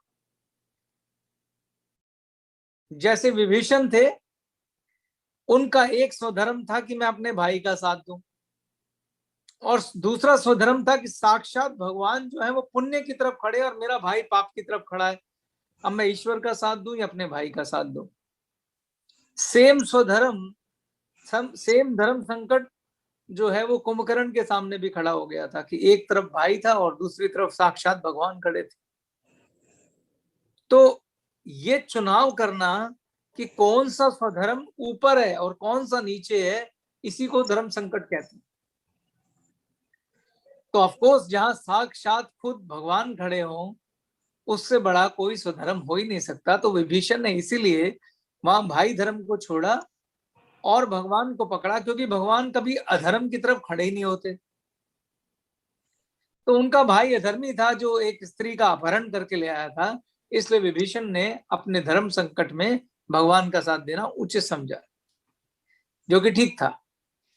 और कुंभकर्ण ने भी रावण को समझाया जरूर कि तुमने पराई स्त्री का हरण करके गलत किया और उधर साक्षात नारायण खड़े हैं, तुम अभी भी अपने हथियार डाल दो। मगर रावण ने नहीं, जब नहीं डाला तो कुंभकर्ण को लगा कि भाई धर्म निभाना ही सबसे ऊंचा है, जो कि गलत बात थी, पर उसने रावण का साथ दिया। तो धर्म संकट में कई बार ये आ जाता है, लेकिन आपको शास्त्रों के मुताबिक ही चलना पड़ेगा। आप तो वहां कुंभकर्ण को किस विकार ने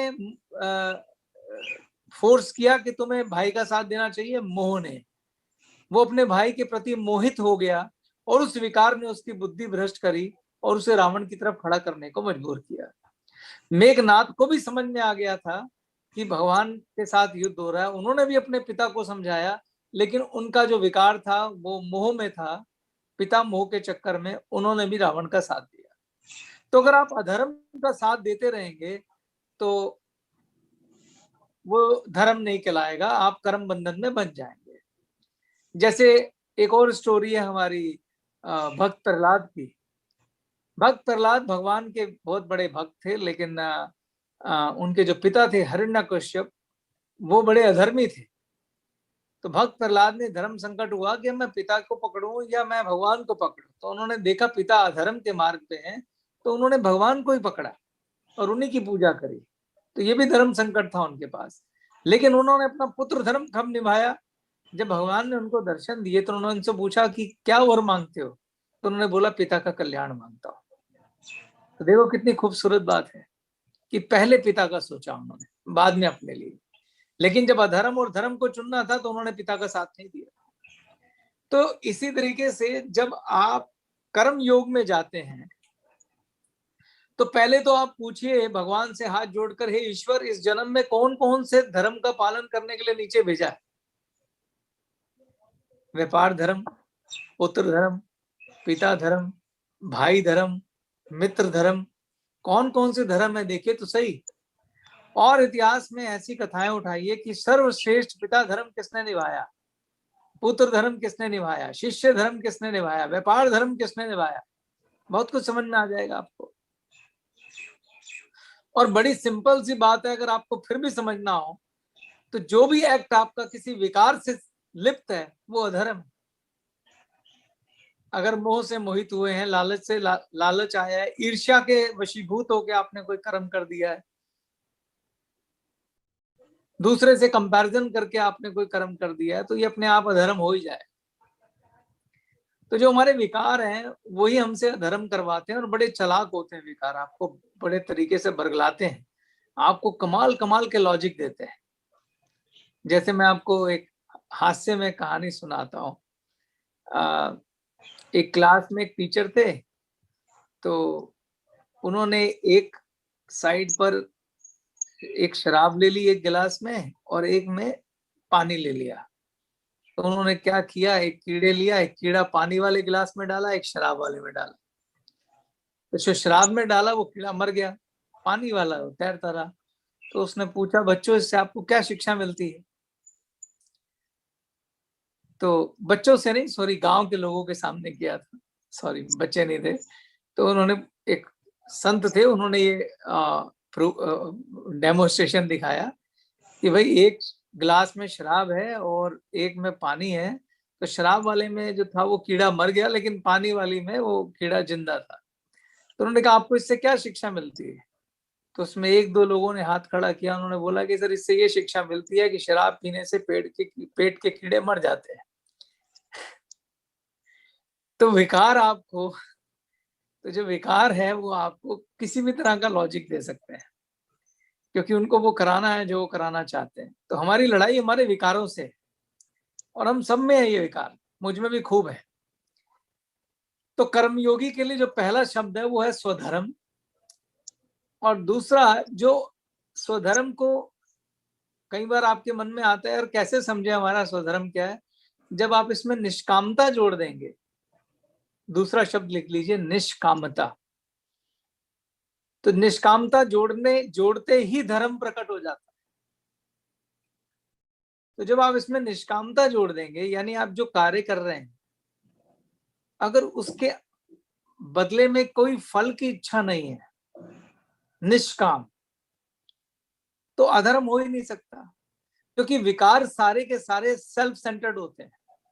लालच किसके लिए करोगे? अपने लिए करोगे। मोह किसका है? अपने पुत्र के लिए।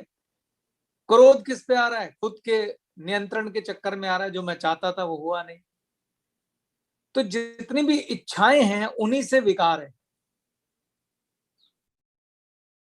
अगर आप स्वधर्म करेंगे, स्वधर्म का मतलब ये होता है कि मैं ईश्वर का काम कर रहा हूं, और निष्काम भाव से करेंगे तो आपसे अधर्म होगा नहीं।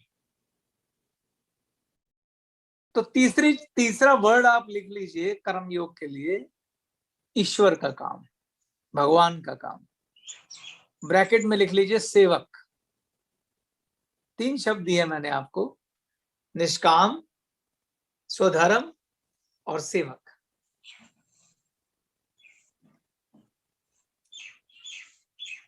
तो जब आप ये मान के चलेंगे कि जो कार्य दिया है वो तो ईश्वर ने दिया है और मैं उसका सेवक हूं, और मैं निष्काम भाव से ये कार्य करूंगा, हर कार्य निष्काम भाव से, और ये सोचते हुए कि मैं ईश्वर का काम कर रहा हूं, और जो भी फल देना होगा वो अपने आप देगा, क्योंकि फल तो वैसे भी प्रारब्ध के अधीन है, तुम्हारे अधीन तो कुछ है नहीं। तो फिर फल की इच्छा करके भी क्या फायदा? क्योंकि जब फल की इच्छा नहीं करोगे तो नया कर्म बनेगा ही नहीं, और नया कर्म जब बनेगा नहीं तो आप कर्म बंधन से मुक्त हो जाएंगे। तो जब आप निष्काम भाव से स्वधर्म में रहकर ये सोचकर काम करेंगे कि मैं ईश्वर का काम कर रहा हूं, मैं भगवान का काम कर रहा हूं। जैसे जनार्दन ने कितनी खूबसूरत बात बोली कि मैं चाहता हूं कि ग्लेस जो है, उन्होंने अपनी बात नहीं करी, ये निष्काम भाव था कि ग्लेस को नंबर 1 बनाना है, और उसमें उन्होंने सबका भला देखा। और बीइंग ए व्यापार धर्म, उनका ऐसा सोचना गलत नहीं है। जिस कंपनी से वो जुड़े हुए हैं, जिसको उन्होंने माँ बोला है, अगर वो उसे ऊपर देखना चाहते हैं तो ये उनका स्वधर्म ही है। लेकिन निष्कामता क्या है कि उन्होंने अपने लिए बात नहीं करी, उन्होंने सबके लिए करी। और इसमें बस एक लाइन की कमी रह गई थी, जो मैंने बोला जनार्दन तुम्हें ये सोच के काम करना है कि मेरे को ईश्वर ने ये काम दिया है, और उसको हाथ जोड़ के बोलना कि आपने जो काम दिया है इसको मैं काम करूंगा, फल आप देख लेना प्रभु। जो फल देना है वो आप देख लेना, वैसे भी हमारे हाथ में क्या है? कुछ भी नहीं। सिर्फ एक ही हमारे हाथ में कि हमें ईमानदारी से शुद्ध धर्म करना है, शुद्ध कर्म करना है। और जब आप शुद्ध कर्म करेंगे तो वो तो दीन दयाला है, अपने आप सब कुछ अच्छा होगा। बहुत खूब चेतन सर, बहुत बढ़िया।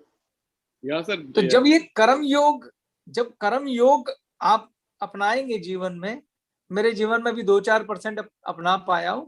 ईश्वर से दिन रात प्रार्थना करता हूं कि सद्बुद्धि दिए रखना, ये ज्ञान की जोत जलाए रखना, जागृत रखना, क्योंकि विकार बड़े खतरनाक होते हैं, कभी भी जागृत हो जाते हैं। स्पेशली क्रोध का तो पूछो मत, जरा सा किसी ने कुछ कहा और क्रोध बाहर।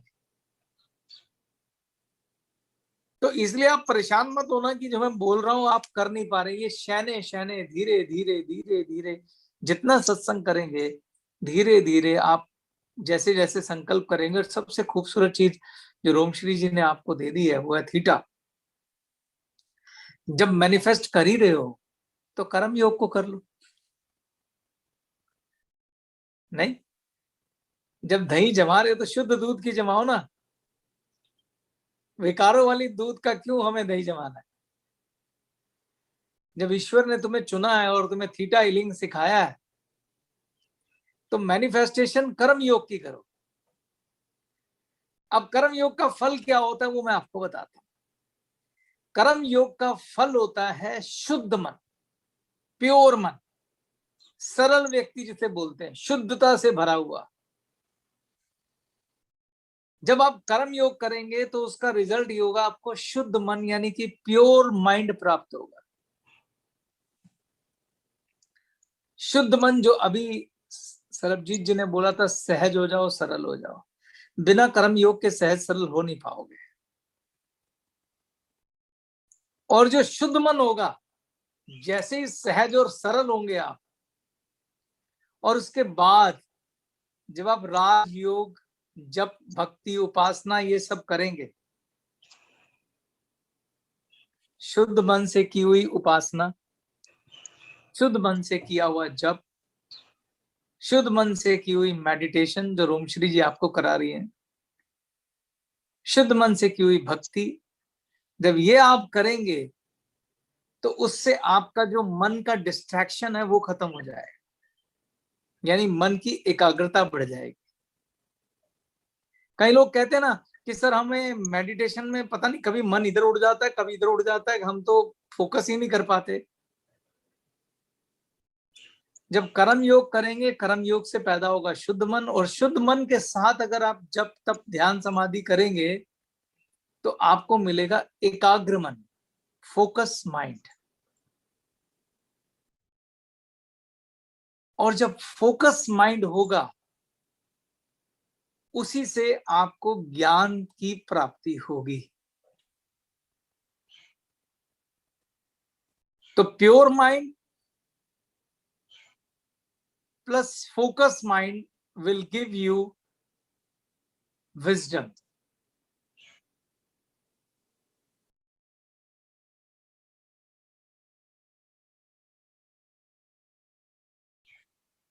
Pure mind plus focus mind will give you wisdom.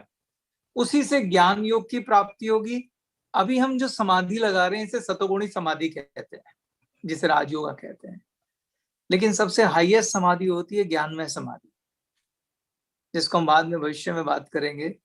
तो ज्ञानमय समाधि जो है वो बिना शुद्ध मन के और बिना एकाग्र मन के लगेगी नहीं। तो इसलिए शुरुआत कर्म योग से की जाती है। अब देखिए, आप जितने भी संतों के पास जाते हैं, जितने भी साधुओं के पास जाते हैं, जितने भी अच्छे धर्म गुरु हैं, वो आपको सबसे पहले दान देना सिखाते हैं। छोटे छोटे स्टेप होते हैं जिससे हम आगे बढ़ते हैं। क्या मकसद है, आपसे क्यों दान कराया जाता है? जो कभी मैंने एक 4 शब्दों का नारा भी दिया था, जिसको आज आलोक ने बोला, शुरुआत दान से क्यों कराई जाती है?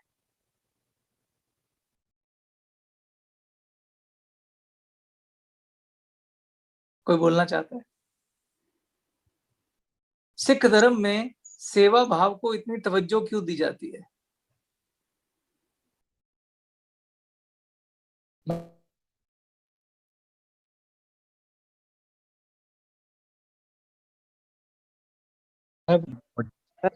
मैंने देखा है कि कोई भी चीज अगर आप किसी को दान करते हैं तो वो चीज लौट कर आपके पास आती है, मतलब दुगना भाव से। तो इसीलिए पहले लोगों को मतलब हमें सुख चाहिए तो लोगों को सुख देना पड़ेगा।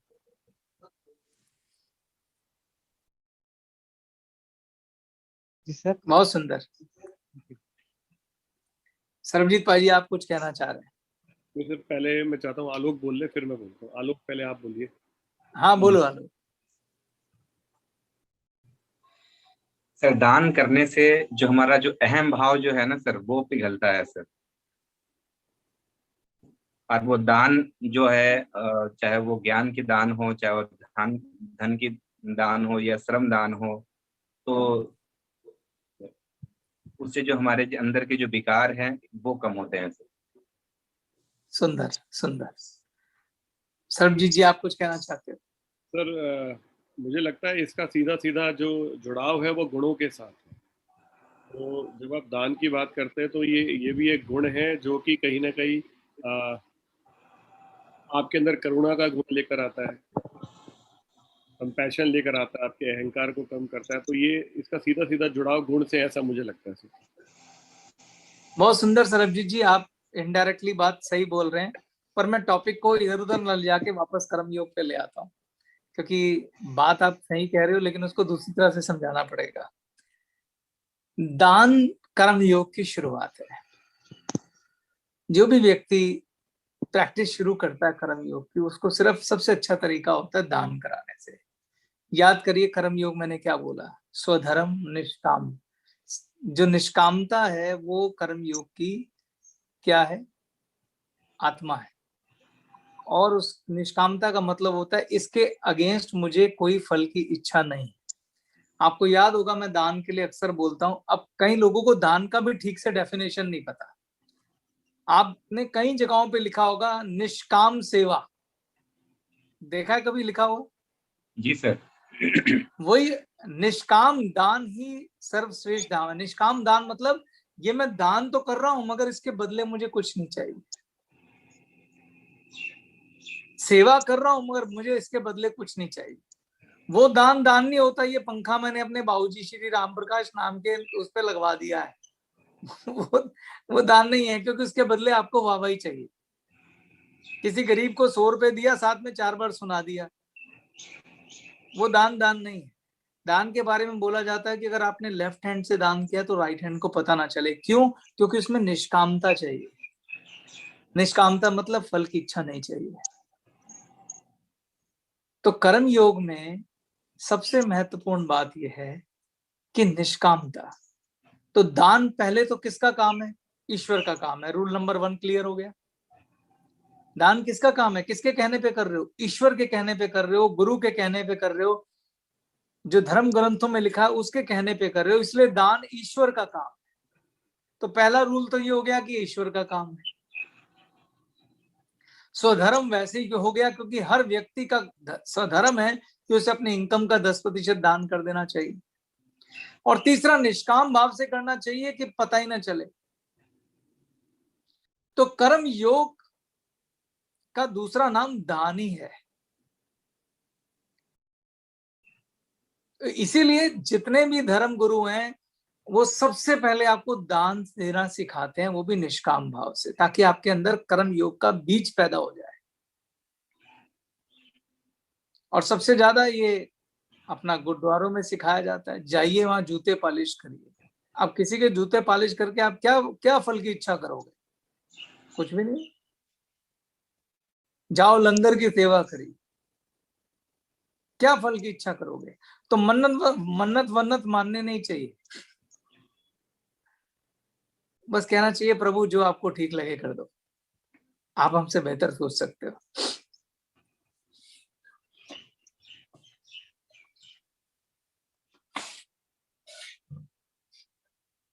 तो कर्म योग के तीनों सिद्धांतों का पालन हो जाता है जब आप शुद्ध मन से दान करते हैं और निष्काम भाव से करते हैं। किसी मतलब इतना भी ध्यान रखना चाहिए, मैं आपको एक छोटी सी बात बताता हूँ, शायद आपको बड़ी टचिंग लगे समझने के लिए। एक भाई था, वो रईस था, दिल का अच्छा था, और उसका छोटा भाई जो था वो थोड़ा गरीब था। तो बड़े भाई के पास पैसे बहुत सारे थे, तो उसने कहा कि चल यार छोटे भाई के बच्चों की पढ़ाई की जिम्मेदारी मैं उठा लेता हूँ। तो उसने छोटे भाई के बच्चों को बुलाया और उनसे पूछा तुम्हारी स्कूल की फीस कितनी है? उन्होंने कहा इतनी इतनी है।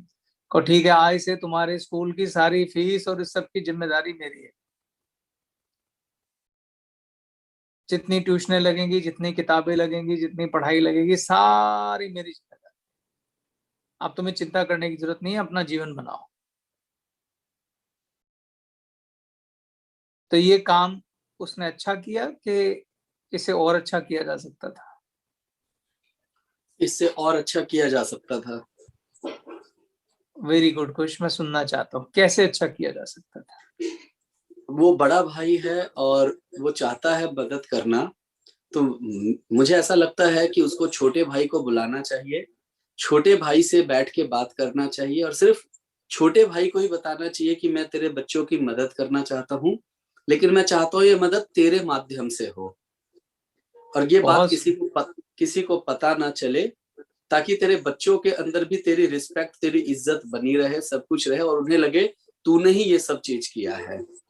अगर जो तरीका आपने बताया उस तरीके से अगर मैं करता हूं तो वहां पर मेरा यश बढ़ेगा, लोगों के, उन बच्चों को लगेगा मेरे ताऊ जी ने इतना बढ़िया किया, लेकिन कहीं ना कहीं उनके पापा अपने फादर को लेके ये थोड़ा ठीक नहीं रहेगा शायद। बहुत सुंदर क्वेश्चन, बहुत सुंदर। इससे ज्यादा आइडियल और अच्छा आंसर नहीं हो सकता। जो तुमने उत्तर दिया उसमें निष्कामता है, उसमें निष्कामता है।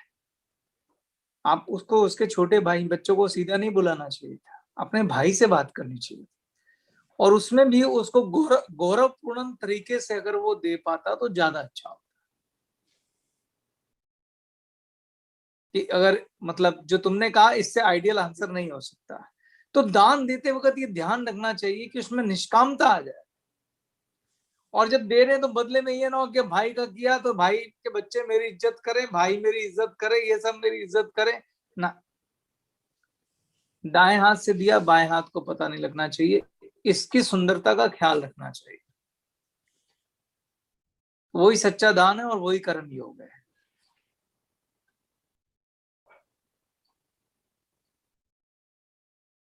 तो उम्मीद करता हूं कि आज ये तीनों शब्द आपको अच्छे से समझ में आए होंगे। कर्म योग, शुद्ध मन। अब मैं एक सवाल पूछ भी लेता हूं, देखूं तो आप लोगों को, अगर पैनल वालों को समझ में आया तो लोगों को भी आ जाएगा। तो कर्म योग के 3 शब्द कौन बताएगा?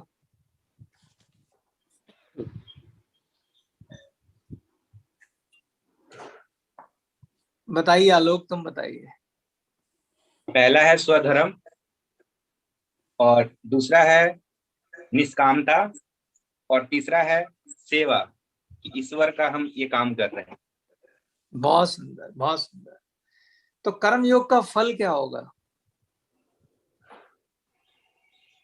अगर आप कर्म योग करते हैं तो उसका फल क्या है? जी सरबजीत जी, आप बताइए। सबसे पहले आपने बताया शुद्ध मन, बहुत सुंदर। फिर आपने बताया सरलता, यानी जो आपने कंक्लूजन दिया उस मतलब वो दिया आपने कि pure mind plus focused mind is equal to wisdom. यानी कि एकाग्र मन होगा आपका, तो आपको एकाग्रता चाहिए और उसी से आपकी ज्ञान प्राप्ति होगी। बिल्कुल सही, बहुत सुंदर। तो कर्म योग का फल है शुद्ध मन, और शुद्ध मन से ही ये सब चीजें होंगी। सहज सरलता। हाईएस्ट अवार्ड शुद्ध मन से मिलेगा। किसका? क्या क्या करना है आपको? मैं 6 चीजें कौन सी बताता हूँ आपको? ज्ञान, ध्यान, ज्ञान, जप तप, ध्यान, समाधि, ज्ञान, स्वाध्याय। तो आप इसमें से सिर्फ ज्ञान को हटा दीजिए, बाकी सब चीजें पकड़ लीजिए। राज योगा यानी समाधि, जप, भक्ति, उपासना, ये अगर शुद्ध मन से की जाती हैं तो आपको एक एकाग्र मन प्राप्त होगा, फोकस ब्रेन। वो शुद्ध मन के बगैर नहीं मिलेगा। मीरा ने भक्ति की क्योंकि उनका मन शुद्ध था। मन क्यों शुद्ध था? क्योंकि वो कर्म योगी थी। बिना कर्म योग के शुद्ध मन प्राप्त हो नहीं सकता, और बिना शुद्ध मन के सच्ची भक्ति हो नहीं सकती, सच्चा जप हो नहीं सकता, सच्ची समाधि लग नहीं सकती, सच्ची उपासना हो नहीं सकती। तो कर्म योग और शुद्ध मन, कर्म योग से शुद्ध मन आएगा और शुद्ध मन से आपको मन की एकाग्रता मिलेगी, और तभी आप ज्ञान में प्रवेश कर पाएंगे। और जब ज्ञान प्रवेश करेंगे तो अभी जो आपकी सतोगुणी समाधि लग रही है, फिर आपकी ज्ञान समाधि लगेगी। इस पर हम भविष्य में चर्चा करेंगे कि सतोगुणी समाधि क्या होती है और ज्ञान समाधि क्या होती है। इसको हम भागवत गीता में पकड़ेंगे। लेकिन फिलहाल थोड़ा सा आपको मैंने हिंट दे दिया कि that is more higher stage you gonna get, और भी ऊंची अवस्था होती है वो जिसे आप प्राप्त करेंगे। तो आज के लिए मेरा इतना ही था। अब आप over to Sarabjit ji. Thank you so much Chetan sir. मेरे पास कुछ सवाल हैं आपसे पूछने के लिए, लेकिन मुझे लगता है कि समय काफ़ी हो चुका है, तो सवाल जो है वो आपसे कल पूछ लूँगा सर, कल के कार्यक्रम में। आपका बहुत बहुत धन्यवाद। आज जिस तरह से आपने हम सबको हमारा मार्ग जो है वो प्रदर्शित किया ज्ञान के माध्यम से, उसके लिए आपका बहुत बहुत धन्यवाद सर। और मुझे लगता है कि हम सबकी ओर से आपका अभिनंदन, तालियां सर। बहुत बहुत बहुत बढ़िया sir, thank you so much. और आपके इन्हीं शब्दों के साथ आज का जो कार्यक्रम है 31वें दिन का वो समाप्त करते हैं। कल मिलते हैं सर 32वें दिन में नए जोश नई ऊर्जा के साथ।